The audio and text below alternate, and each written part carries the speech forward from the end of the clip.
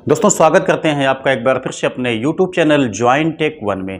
दोस्तों आप लोग कक्षा 9-10 का स्कॉलरशिप का रजिस्ट्रेशन करने वाले हैं या दोस्तों आप रेन्यूअल करने वाले हैं, तो ये वीडियो आप लोगों के लिए काफ़ी ज़्यादा इन्फॉर्मेटिव होगी। दोस्तों काफ़ी ज़्यादा लोगों का कंप्लेन भी आप लोगों के पास आता होगा कि स्कॉलरशिप पिछली बार नहीं आई। ठीक है दोस्तों, कुछ चीज़ें ऐसी होती हैं जहां हम लोग गलती कर देते हैं, इस वजह से हमारे कस्टमर को उसका नुकसान झेलना पड़ जाता है, उसकी स्कॉलरशिप नहीं आती है। तो आप लोगों को सबसे पहले चाहिए कि सही तरीके से आवेदन को कैसे भरना है वो प्रोसेस आप जान लें। उसके बाद ही किसी कैंडिडेट का आप लोग ऑनलाइन रजिस्ट्रेशन या रेन्यूअल कर सकें, ताकि कोई मिस्टेक ना हो, कोई दिक्कत ना आए, उसका स्कॉलरशिप आसानी से आ सके। तो मैं इस वीडियो में आपको कंप्लीट प्रोसेस दिखाऊंगा कि किस तरीके से आप लोगों को कक्षा 9 का रिन्यूअल करना है, रजिस्ट्रेशन करना है, क्या क्या चीज़ें, क्या क्या स्टेप्स यहाँ पे लगने वाले हैं, ताकि आप अच्छी तरह से अपडेट रहें। आपके पास जो भी कस्टमर आए उनको आप बता दें पहले से कि आपके पास अगर ये कमी है तो उसको सबसे पहले आप लोग सुधार लीजिए, उसके बाद आप लेके आइए स्कॉलरशिप के लिए।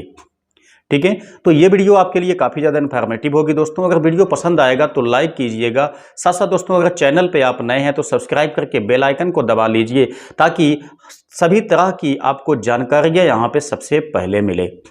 तो आइए वीडियो को स्टार्ट करते हैं। दोस्तों हम आपको यहाँ पे सब कुछ लाइव भी दिखाने वाले हैं, लेकिन उसके पहले कुछ विशेष चीज़ों को आप जान लीजिए कि कक्षा 9 में अगर आपने इसके पहले रजिस्ट्रेशन किया हुआ था, यानी कि कक्षा 9 का आपने रजिस्ट्रेशन करवा लिया था, आपका स्कॉलरशिप आया था या नहीं आया था वो अलग की बात है। तो कक्षा 10 में अब की साल आपको रिन्यूअल कैसे करना है, हम टोटली यहाँ पे उसके विषय में बात करने वाले हैं।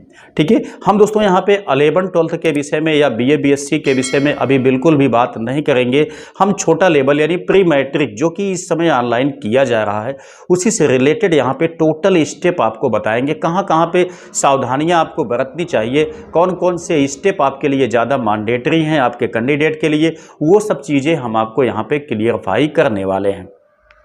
तो दोस्तों सबसे पहले जैसे हम लोग यहाँ पे रिन्यूअल करते हैं, उनका ऑनलाइन जो रजिस्ट्रेशन पिछले साल का था उसको हम लोग यहाँ पे डालते हैं। उसके बाद उनका जो जन्मतिथि है, जो पासवर्ड है, उसके माध्यम से जैसे हम लोग लॉगिन होते हैं तो हमारे सामने एक प्रोफार्मा खुल के आता है, जैसे आप लोग यहाँ पे देख सकते हैं, जो कि आपको साइड में दिखाई दे रहा है। ठीक है, तो पहले आपको 2 ऑप्शन पे बिल्कुल भी टिक नहीं करना है। तीसरा वाला जो आपको ऑप्शन दिखाई दे रहा है, ये क्या चीज़ है, आधार प्रमाणीकरण का है।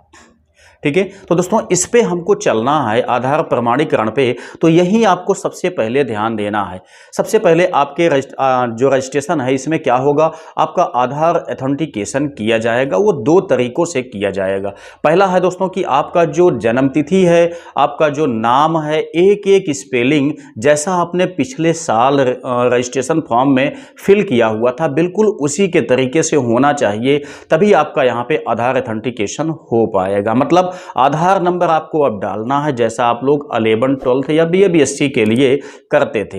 ठीक है, वैसे ही आपको अब की साल यानी 2023-24 के लिए आपको यहाँ पे सबसे पहले आधार नंबर यहाँ पे डालना है, उसके बाद प्रमाणीकरण यहाँ पे कर देना है। ठीक है, अगर सब कुछ आपका मैच होगा तो आधार यहाँ पे आपका आसानी से ऑथेंटिकेट हो जाएगा।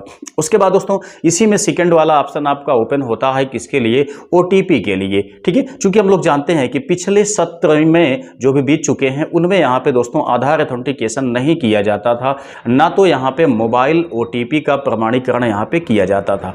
ठीक है, तो ये दोनों चीज़ें अब यहाँ पे बढ़ा दी गई हैं। 2-2 चीज़ें नहीं है दोस्तों, बल्कि यहाँ पे 3-3 चीज़ें यहाँ पे बढ़ाई गई हैं। तो अब क्या होगा, इस स्टेप में आपको OTP भेजना पड़ेगा। आपके आधार से कनेक्टेड जो भी मोबाइल नंबर होगा दोस्तों, उस पर एक OTP जाएगा। उस OTP को आपको यहाँ पे फिल कर देना है, तो आपका ये ऑथेंटिकेट हो जाएगा। अब सेकंड ऑप्शन आपके पास दोस्तों, आप लोग फिर से यहाँ पे देख सकते हैं क्या खुलेगा। यहाँ पे दोस्तों आपका खुलने वाला है मोबाइल सत्यापन। ठीक है, तो आपके पास यहाँ मोबाइल सत्यापन के लिए कोई सा भी नंबर हो उसको आप लोग यहाँ पे लगा सकते हैं, लेकिन मैं सजेस्ट यहाँ पे करने वाला हूँ आपको कि दोस्तों अगर आपने आधार में जो चीज़ लगाया हुआ है वही मोबाइल नंबर आप लोग यहाँ पर भी लगाइएगा। लेकिन एक बात को ध्यान दीजिए कि अगर आपने एक मोबाइल नंबर एक आधार से कनेक्टेड किसी स्कॉलरशिप में लगा दिया गया है, तब अब दूसरे में आप यहाँ पे एक दूसरा नंबर आप लोग इंटर कीजिएगा। नहीं तो पहले वाले जो आपका आधार नंबर से कनेक्टेड है वो आपका किसी दूसरे पर भी यहाँ पे लग गया है, तब दोस्तों ऐसे में यहाँ पे ये वही नंबर अब फिर से रिपीट नहीं होगा। यहाँ पे आपको एक नया नंबर इंटर करना पड़ेगा। ठीक है, तो यहाँ पे आप लोग नंबर डालेंगे, मोबाइल पे ओटीपी जाएगा, उस ओटीपी को आप लोग यहाँ पे फिल कर देंगे, तो ये स्टेप भी आपका कंप्लीट हो जाएगा। अब दोस्तों तीसरा स्टेप आपका निकल के आता है, अकाउंट से एनपीसीआई लिंक है या नहीं लिंक है।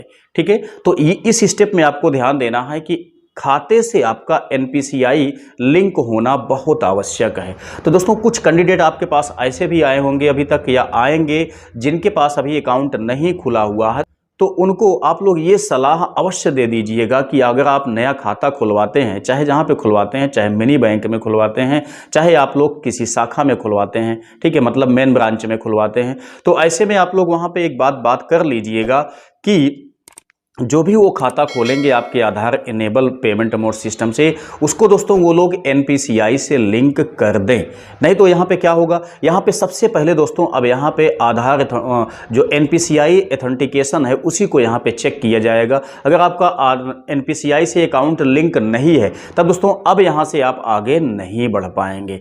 ठीक है, तो यहाँ पे कोई सा भी बैंक, अगर आपके पास 2-3 बैंक है तो यहाँ पे जैसे आप लोग सबमिट करेंगे एनपीसीआई लिंक के स्टेप पे, वो दोस्तों अपने आप ले लेगा कौन सा बैंक उठाता है, कौन सा बैंक आपके आधार से सही तरीके से कनेक्टेड है, वही सा बैंक दोस्तों यहाँ पे वो पिक कर लेगा।